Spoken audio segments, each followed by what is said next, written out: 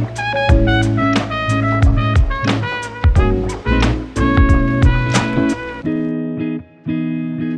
বন্ধুরা, সকলে কেমন আছেন? আশা করি ভালো আছেন। আমিও খুব ভালো আছি। আমার নতুন একটি ভিডিওতে আপনাদের অনেক অনেক স্বাগত জানাই।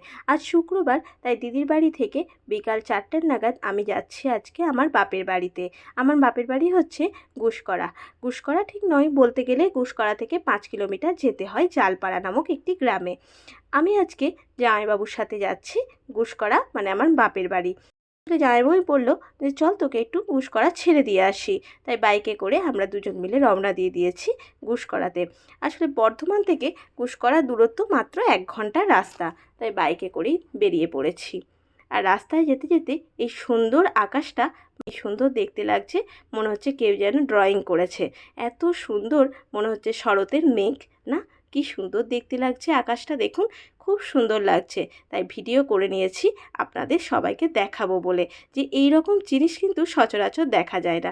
কখনো বৃষ্টি হচ্ছে এখানে, তো কখনো এখানে রোদ উঠে যাচ্ছে। দিদির বাড়িতে দুদিন ছিলাম তো, তাই ওর জন্য বেশ মনটা খারাপ লাগছে। তাই ওকেও বলে এসেছি পরদিন সকালবেলা তুইও যেন বেরিয়ে যাস। ওই যে বললাম যে পরদিন একটা ও বাড়িতে একটা অনুষ্ঠান আছে, সেই জন্য। তো চলুন এখন বর্ধমান থেকে বেরিয়ে গুসকরার রাস্তাটা নিয়ে নিয়েছি। বর্ধমান নবাবহাটে না এরকম একটা শিব মন্দির পড়ে। এখানে 108টি শিব মন্দির আছে, জানেন তো? এই শ্রাবণ মাসে না আপনি প্রায় ঢুকতেই পারবেন না, এত এখানে ভিড় হয়। 108টি শিবলিঙ্গ আছে। খুব সুন্দর জায়গা এবং একটি জনপ্রিয়, আর আমাদের কাছে তো খুব প্রিয় একটি জায়গা। আর এই যে বর্ধমান থেকে বেরোনোর পথে তালিতে গেট পড়েছে, দেখছেন? এখন দাঁড়িয়ে আছি, দেখছেন কী রকম জ্যাম লেগে গেছে। তো চলুন, এখন গুসকরা পৌঁছে গেছি। এখন কিন্তু আর 15 মিনিট মতো লাগবে আমার বাড়ি যেতে। ভাবছি বাড়ির মানুষের মুখগুলি কখন দেখতে পাবো। আর এই গুসকরা থেকে বেরোনোর পথে না এই সুন্দর মন্দিরটি পড়ে। এটা হচ্ছে গুসকরা কালী মন্দির। এখানে না মাঘ মাসে ভীষণ বড় করে মেলা আর পুজো হয়, খুব ধুমধাম হয়। আমরা তো অনেক এসেছি আগে। তো চলুন, কথা বলতে বলতে বাড়িও পৌঁছে গেছি। আর এই যে বাড়ি, আমি দরজার সামনে দাঁড়িয়ে আছি।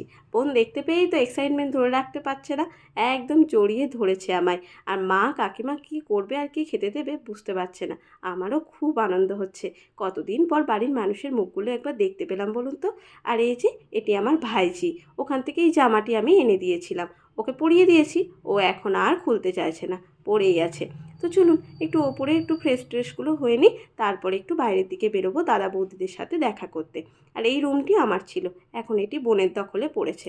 দেখছেন কীরকম সাজিয়ে গুছিয়ে করে দিয়েছে রুমটি। তো চলুন এখন ফ্রেশ হয়ে নিয়েছি, একটু রাস্তায় হাঁটতে বেরোলাম, আর দেখছি ওদিক থেকে বৌদিও আসছে।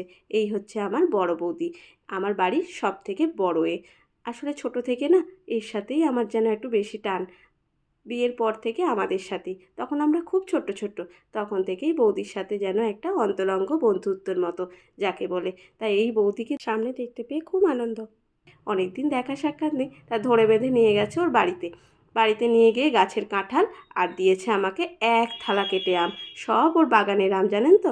এই দেখুন এত কিছু আমাকে সন্ধ্যের নাগাদ খেতে দিয়েছে, আর এই সাথে মিষ্টিও দিয়েছে। মিলে গল্প করতে করতে এখন খেতেও বসে পড়েছি। তো চলুন, ভিডিওটা কেমন লাগলো জানাবেন। আসছি নতুন ভিডিও নিয়ে। ভালো থাকুন, সুস্থ থাকুন, টাটা।